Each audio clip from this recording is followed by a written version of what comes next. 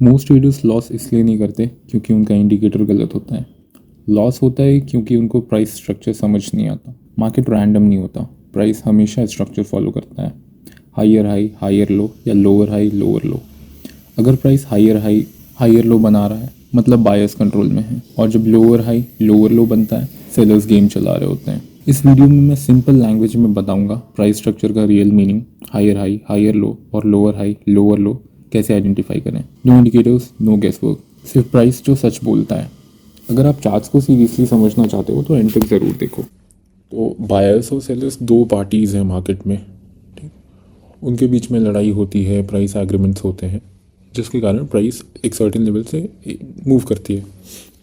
तो जब बायर्स का डोमिनेंस बहुत ज़्यादा हो जाता है या मार्केट में ऑप्टिमिज्म आ जाता है और हायर प्राइसेस पे लोग खरीदने को तैयार हो जाते हैं, तो the price keeps on advancing to higher levels. तो अभी सपोज प्राइस ऐसे जा रही है ऊपर, बट अब यहाँ पे कैच क्या है कि प्राइस सीधा ऊपर नहीं जाती, क्योंकि कुछ लोग हैं जो सर्टेन लेवल्स पे सेलिंग करेंगे, फिर कुछ लोग हैं जो बाइंग करेंगे, और ऐसे कर करके जो हायर लेवल पे ज़्यादा बाई ऑर्डर्स मैच होते हैं सेल ऑर्डर्स के साथ, जिसके कारण प्राइस एडवांस होती जाती है। तो जो बीच में बायर्स और सेलर्स का ऐसा कंसिस्टेंट प्रॉफिट पार्टिसिपेशन है फॉलोइंग द अनसर्टेनिटी, तो उसके कारण से प्राइस ऐसे वेव्स में मूव करती है। It reaches to a certain level then declines a bit, then again advances और फिर थोड़ा सा गिरती है, फिर आगे, एंड ऐसे ही चलता है मार्केट। तो एक सब पैराबॉलिक नहीं जाता। पैराबॉलिक सिर्फ तब जाता है जब मार्केट में मैनिपुलेशन चल रहा हो।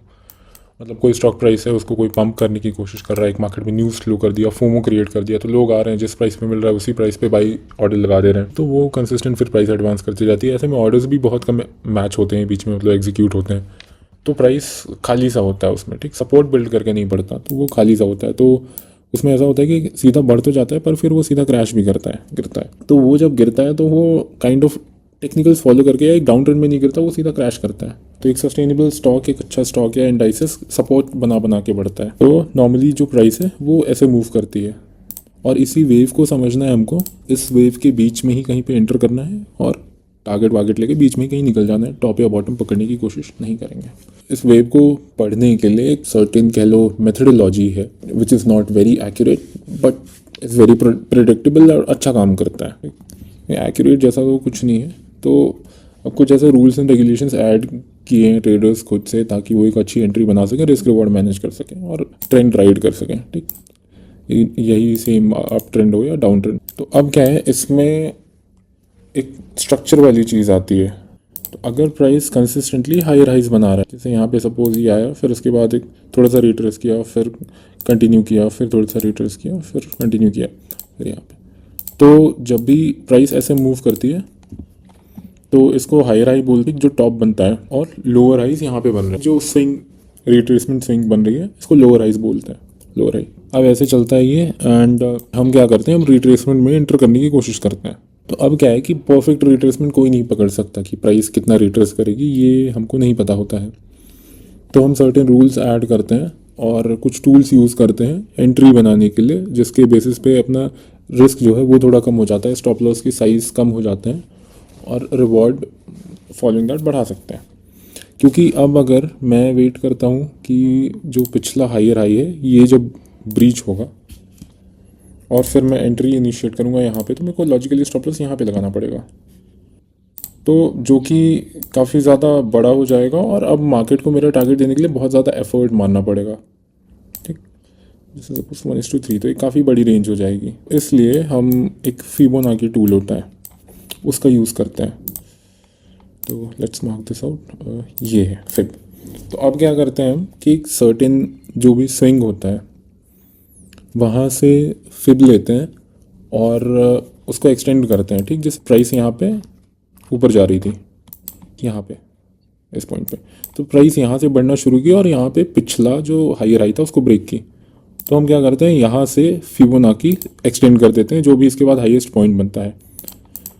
फिर सबका अपना अपना तरीका है इसमें एंटर करने का। मैं अभी एक रफली बता रहा हूँ कि 0.5% की रिट्रेसमेंट का वेट करते हैं। तो अब क्या है, प्राइस यहाँ तक गई, फिर यहाँ से ये ड्रॉप हुई, ये 0.5 के लेवल तक इसको एक्सटेंड कर देते हैं थोड़ा, ठीक, यहाँ पे। तो जब यहाँ से एक्सटेंड हुई और यहाँ पे मेरे को कोई भी बुलिश पैटर्न दिखेगा तो मैं लॉन्ग इनिशिएट करूँगा, जो भी मेरे को मोस्ट रिसेंट स्टॉप लॉस होगा वहाँ पे लगा के। अब स्टॉप लॉस लगाने के भी अलग अलग तरीके होते हैं। कुछ लोग कैंडलस्टिक पैटर्न पे लगाते हैं, कुछ प्रीवियस स्विंग लो पे लगाते हैं, और कुछ जो पिछला रिट्रेसमेंट लेवल है वहाँ पे लगाते हैं। तो वो ऐसा इसलिए किया जाता है ताकि एक डायनेमिक स्टॉप लॉस लेवल रख सकें, जिससे हमारा रिस्क कम हो सके और प्राइस अगर कंटिन्यू करता है मोमेंटम में तो हम एक टारगेट ले सकें, एक बड़ा टारगेट अचीव कर सकें। ठीक, क्योंकि अपना मेन टारगेट यही है मार्केट में कि रिस्क रिवॉर्ड अच्छा बनाना है। तो फिबोनाची टूल यूज़ करते हैं मोस्ट ऑफन, ठीक, एंट्रीज बनाने के लिए। अब देखो यहाँ पे क्या है, ये बिटकॉइन का नॉर्मल सा चार्ट है। अब अगर थोड़ा सा पीछे चल के हम देखते हैं तो प्राइस यहाँ पे ये गिर रहा था, ठीक, कंसिस्टेंटली गिर रहा था हाई लेवल से। तो अब अगर तुम स्विंग देखोगी तो ये हायर हाई था, ठीक, फिर ये यहाँ पे आया और प्राइस वापस आके यहाँ पे हॉल्ट की। ये जो पिछला हाई है इसको नहीं ब्रेक की, यहीं पे आके हॉल्ट की और जो पिछला लो था इसको ब्रेक कर दी, ठीक। और दिस इज़ अ साइन कि sellers are getting in control now, ठीक, क्योंकि अब क्या है, यहाँ से तो लोअर हाइज बनने लगे और यहाँ पे ये ब्रेक कर रहा है कंसिस्टेंटली, तो लोअर लोज भी फॉर्म हो रहा है, ठीक। अब इसके बाद प्राइस क्या की, वापस से बाउंस बैक की, बट फिर से वो पिछला जो हाई था ये वाला पॉइंट ये नहीं ब्रेक कर पाई। और इसके बाद यहाँ पे जो पिछला लो था अपना ये वाला पॉइंट, इसको ब्रेक करके और नीचे स्लाइड कर गई, ऐसे ही चलता रहा। तो ये चीज़ ये बताती है कि अभी सेलर्स डोमिनेंस में है, ठीक है, the price is following a down trend. तो ऐसे में हम शॉर्ट की ट्रेड्स देखते हैं। तो अब देखो, अब प्राइस यहाँ पे कंसिस्टेंटली डिक्लाइन कर रही थी, फिर उसके बाद यहाँ पे लास्ट स्विंग हाई ये बनाई थी, इसके बाद ये जो पिछला लो है यहाँ पे ब्रेक हुआ था, ठीक। तो जो लास्ट लो ब्रेक हुआ था इसके पहले जो हाईएस्ट पॉइंट है वो ये वाला है, ठीक, क्योंकि देखो एक पॉइंट यहाँ पे है, एक पॉइंट यहाँ पे है, और इसके ब्रेकडाउन के बाद जो पिछला हाईएस्ट पॉइंट था वो ये था। तो इसको हम मार्क करते हैं as a change of character, ठीक। और जब ये लेवल ब्रेक होता है तो एक ट्रेडर कॉशियस हो जाता है कि अब मार्केट का स्ट्रक्चर वापस से शिफ्ट होने वाला है, ठीक। तुम सीधा डायरेक्टली बुलिश नहीं होते, बट तुम कॉशियस हो जाते हो कि हो सकता है there could be a shift coming. और कंफर्मेशन के लिए जो नेक्स्ट स्विंग बनता है उसको मार्क करते हैं, ठीक। तो यहाँ पे प्राइस पहली बार चेंज ऑफ कैरेक्टर ब्रेक की, ठीक, और फिर उसके बाद ओके यहाँ तक गई टिल दिस पॉइंट, और फिर उसके बाद ये वापस से रिट्रेस की, ठीक। अब देखो क्या है कि जब प्राइस यहाँ पे पहली बार कैरेक्टर ब्रेक की तो यहाँ पे जो लोएस्ट पॉइंट है इसको मार्क कर लेंगे। अब अगर प्राइस को कंटिन्यू करना होगा तो ये पॉइंट को ब्रेक कर देगा, तो हम वापस से शॉर्ट्स के लिए ट्रेड देखने लगेंगे। नहीं तो फिर वेट करेंगे कि जो पिछला हायर हाई बना हुआ है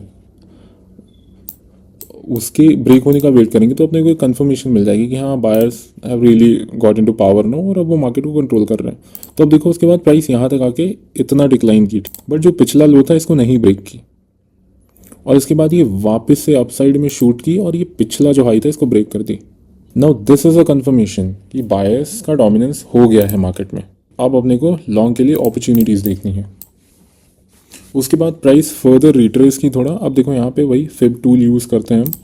यहाँ से जो लोएस्ट पॉइंट है यहाँ से मैं स्ट्रेच करूँगा फिबोनाची को, तो ये देखो 0.5 का रिट्रेसमेंट यहाँ पे हो गया। अब यहाँ पे आने के बाद ये जो ग्रीन कैंडल बनाई, अगर मेरा ऐसा एंट्री पैटर्न अगर होता कि मेरे को 50% पे एंटर करना है तो मैं यहाँ पे लॉन्ग करके जो पिछला नॉन मिटिगेटेड ऑर्डर ब्लॉक है कह लो, जो कि इस पॉइंट पे है, यहाँ पे स्टॉप लॉस लगाते, या तो फिर लोएस्ट स्विंग है यहाँ पे, ठीक, दोनों में से कहीं भी स्टॉप लॉस लगा सकते हैं। वो स्ट्रैटेजी जब हम बनाएंगे तब चीज़ें क्लियर होंगी। अब देखो जैसे कि प्राइस हायर हाइज बना रहा है, तो सपोज यहाँ पे हम एक लॉन्ग की ट्रेड इनिशिएट करते हैं, यहाँ पे बिटकॉइन को बाई करते हैं, और मान लो स्टॉप लॉस पिछला जो स्विंग है पॉइंट यहाँ पे लगा देते हैं, ठीक। इसको ऑर्डर ब्लॉक भी बोलते हैं। ये क्यों है ये बाद में बताऊंगा मैं, मतलब ऑर्डर ब्लॉक इसको क्यों कहते हैं, इसके पीछे की साइकोलॉजी क्या है ये मैं बाद में बताऊंगा। अब तुम देखो प्राइस फर्दर कंटिन्यू किया हाई लेवल्स के लिए, और जो पिछला स्विंग आई था ये यहाँ पे आके ब्रेक कर दिया, ठीक। तो अब ऑलरेडी तुमको कंफर्मेशन मिल चुकी है कि प्राइस बुलिश है और प्राइस कंटिन्यू भी कर रहा है, वो आगे सिम्टम्स भी दिखा रहा है। अब इसका सपोज रिस्क रिवॉर्ड बनाते हैं 1:3 का मिनिमम, जो कि आएगा समवेयर अराउंड 10 लेवल। तो अब ये हो जाएगा मेरा टारगेट, और टारगेट आने वाले कुछ दिनों में, जैसे यहाँ पे ट्रेड एग्जीक्यूट हुई है मान लो 10 तारीख को, और तुमको टारगेट मिला है 14 को, 4 दिन में टारगेट अचीव हुआ है। अब टारगेट अचीव होने के बाद देखो already prices in bullish momentum हमको साफ साफ दिख रहा है। तो अगेन सेम चीज़ें फॉलो करेंगे हम, मोमेंटम देखेंगे, रिट्रेसमेंट का वेट करेंगे और ट्रेड्स एग्जीक्यूट करेंगे। अभी स्विंग पॉइंट्स कैसे पकड़ते हैं इनकी एक अलग कहानी है, मतलब हर किसी के लिए स्विंग पॉइंट डायनेमिक हो सकता है। हो सकता है मैं मूविंग एवरेज के बेसिस पे स्विंग पॉइंट्स पकड़ूं तो मेरे लिए ये भी स्विंग हो सकता है, या कुछ लोगों के लिए ये स्विंग हो सकता है, या कुछ लोगों के लिए ये, या तो फिर कुछ लोग रिट्रेसमेंट के बेसिस पे स्विंग पॉइंट्स पकड़ते हैं। वो सारे अपने अपने मतलब तरीके पे डिपेंड करता है, और सारे के सारे तरीके एकदम सही हैं, कोई भी तरीका गलत नहीं है। तो वो हम बाद में समझेंगे। अभी मोस्ट इंपॉर्टेंट चीज़ ये है कि तुमको स्ट्रक्चर में जो शिफ्ट है वो समझना है। अब देखो प्राइस यहाँ तक कंसिस्टेंटली कंटिन्यू किया, बट यहाँ पे तुमको वापस से दिखेगा कि ये हाई राइज बनाना छोड़ दिया, ठीक, यहाँ पे वापस से लोअर लोज बनाने लगा। तो प्राइस यहाँ तक आया, इसके बाद ये डिक्लाइन किया, वापस से ऊपर जाने की कोशिश किया, पर जो प्रीवियस आई था इसको नहीं ब्रेक किया और वापस से फिर से डिक्लाइन कर गया। तो अब ये लोअर हाइज और लोअर लोज बनाने लगा। तो this is again a sign of shift in trend कह लो, ठीक, या मार्केट स्ट्रक्चर। अब सेलर्स कंट्रोल में आ गए। अब अगर अभी का मोस्ट रिसेंट स्ट्रक्चर देखो तुम, तो प्राइस यहाँ तक डिक्लाइन की, तो ये मेरे को एक ऐसा सिग्निफिकेंट लेवल दिख रहा है। यहाँ पे काफ़ी ऐसा ऑर्डर्स एग्जीक्यूट हुए, रेजिस्टेंस क्रिएट हुआ, और फिर इसके बाद प्राइस फर्दर डिक्लाइन कर गई। तो अब मैं इसको इंपॉर्टेंट लेवल मान के चलूँगा और इसको मैं बनाऊँगा चेंज ऑफ कैरेक्टर। अब मैं वेट करूँगा कि अगर ये लेवल ब्रीच होता है तो it will be a sign कि बायर्स कहीं ना कहीं कंट्रोल में आ रहे हैं। तो उसके बाद में एक और हायर हाई बनने का वेट करूंगा, यानी कि एक और स्विंग आई, उसके बाद मैं बुलिश हो जाऊंगा और फिर बुलिश के लिए ट्रेड्स देखना शुरू करूंगा। तो सिंपल है, स्ट्रक्चर देखना है अपने को। अब इस स्ट्रक्चर के साथ अगर हम कोई इंडिकेटर वगैरह लगाना चाहें, कोई रूल्स रेगुलेशन ऐड करके स्ट्रैटेजी बनाना चाहें तो हम वो कर सकते हैं। बट स्ट्रक्चर प्राइम है। अगर तुमको स्ट्रक्चर पता है तो तुम्हारे बहुत सारे जो फेक ट्रेड्स हैं वो स्किप हो जाएंगे। जैसे अगर तुम 10-20 EMA या 20-50 EMA किसी पे भी काम कर रहे हो, और जैसे तुमको स्ट्रक्चर पता है कि स्ट्रक्चर तो बुलिश है, तो उस स्ट्रक्चर के बीच में जो बेरिश क्रॉस ओवर्स आएंगे उनको तुम स्किप कर सकोगे और सिर्फ बुलिश क्रॉस ओवर्स पे काम करोगे, तो तुम्हारी विनिंग प्रोबेबिलिटी काफ़ी बढ़ जाएगी, ठीक। क्योंकि अब दो साइड्स होते हैं, एक बाई साइड एक सेल साइड। तो तुम सेल साइड के तो सारे ट्रेड्स हटा दिए, ठीक, तो सेल साइड के जो लूजिंग ट्रेड्स हैं वो भी हट गए तुम्हारे ग्राफ से। अब से बाई साइड के तुम्हारे पास विनिंग और लूजिंग ट्रेड्स बचेंगे, जो कि अल्टीमेटली तुम्हारे विनिंग प्रोबेबिलिटी बढ़ा देता है। ये तो सिंपल मैथ्स है। तो ऐसे चलती हैं चीज़ें। फिलहाल के लिए इतना। अब मैं बोलूँगा कि अब तुम स्ट्रक्चर प्रैक्टिस करो। तुम सिर्फ अभी मार्केट को ऑब्जर्व करो, प्राइसेस को देखो कि कैसे हाई राइज बनना बंद हो जाते हैं, कैसे प्राइस सडनली शिफ्ट करने लगती है, फिर वापस से कैसे स्ट्रक्चर चेंज आता है। बस ऑब्जर्व करो। तुमको अभी एग्जैक्ट पॉइंट नहीं समझ आएगा कि मैं इसको स्विंग हाई, इसको स्विंग पॉइंट, या इसको स्विंग पॉइंट, इसको स्विंग पॉइंट क्यों कंसिडर कर रहा हूँ। अभी तुमको समझने की भी ज़रूरत नहीं है। अभी तुम सिर्फ ऑब्जर्व करो और अपने मन में जब चीज़ें हो चुकी हैं तब चीज़ें ड्रॉ करो। जैसे यहाँ पे चीज़ें हो चुकी हैं, जब तुम ट्रेडिंग करने आओगे तब तुमको क्या होने वाला है वो प्रेडिक्ट करना पड़ेगा। पर अभी तुम्हारे सामने पिक्चर है, ठीक, साफ साफ दिख रहा है कि यहाँ पे स्विंग हाई है, फिर ये लोअर लो है, फिर यहाँ पे लोअर हाई है, फिर यहाँ पे वापस से लोअर लो है, फिर लोअर हाई है, फिर लोअर लो है। ये तुमको अभी सिर्फ मार्केट देख के ही समझना है। जो हो चुका है बस उसको देख के समझो। आने वाले समय में हम सीखेंगे कि जो नहीं हुआ है उसको कैसे प्रेडिक्ट करते हैं, ठीक। क्योंकि अभी तो मेरे लिए बोलना बहुत आसान है ना, क्योंकि ये स्विंग पॉइंट्स बन चुके हैं, तो मैं देख के बता दे रहा हूँ कि यहाँ पे स्विंग पॉइंट है, यहाँ पे स्विंग पॉइंट है। पर ये स्विंग पॉइंट कैसे डिसाइड करते हैं वो सब आने वाले समय में हम देखेंगे। फिलहाल के लिए इतना काफ़ी है, ठीक। तो तुम स्ट्रक्चर समझो, बाकी का देखते हैं।